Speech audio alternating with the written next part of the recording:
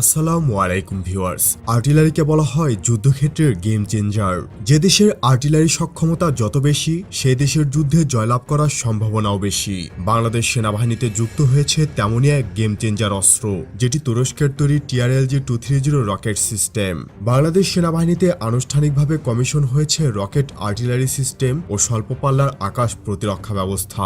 Rocket আর্টিলারিতে যুক্ত হয়েছে 230 millimetre guided multiple launch rocket system. তুরস্কের তৈরি এই সিস্টেমের TRG-300mm ভার্সন প্রথম ব্যাচ দেশে পৌঁছেছে অনেক আগেই। তো নতুন আসা TRG-230 এর মতো হাইলি অ্যাকুরেট MLRS সিস্টেম দিয়ে যুদ্ধক্ষেত্রে আমরা কোন কোন স্থাপনায় আক্রমণ করতে পারবো, যেমন শহরে অবস্থিত সামরিক বেস, আর্টিলারি ট্যাঙ্ক বা সব ধরনের সরঞ্জাম রাখা আছে এমন অবস্থানে, logistic facilities, arms and ammunition depot, যেমনটা ইউক্রেন রাশিয়ার লজিস্টিকে হাইমার্স দিয়ে আক্রমণ করে ঐতিহাসিক হারের মুখে ঠেলে দিয়েছে, কমান্ড অ্যান্ড কন্ট্রোল ফ্যাসিলিটিস। তাছাড়া এটা দিয়ে দুর্গম অবস্থানে সশস্ত্র সন্ত্রাসীদের ওপরও হামলা করা যাবে, যা একটা ভালো দিক আমাদের জন্য।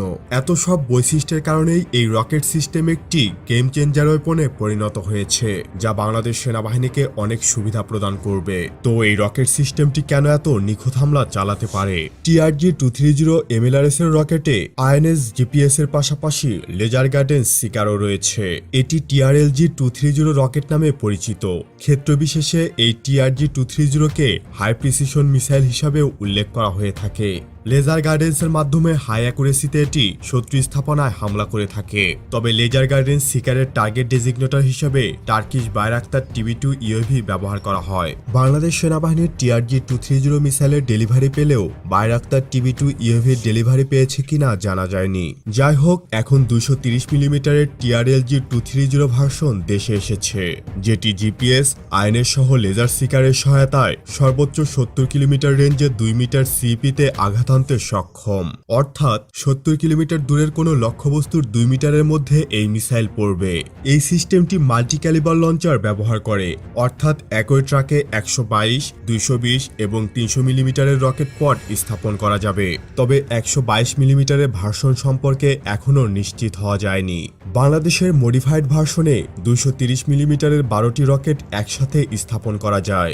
বাংলাদেশ সেনাবাহিনীর রকেট আর্টিলারি সবচেয়ে শক্তিশালী ও সমৃদ্ধ হচ্ছে বর্তমান সময়ে।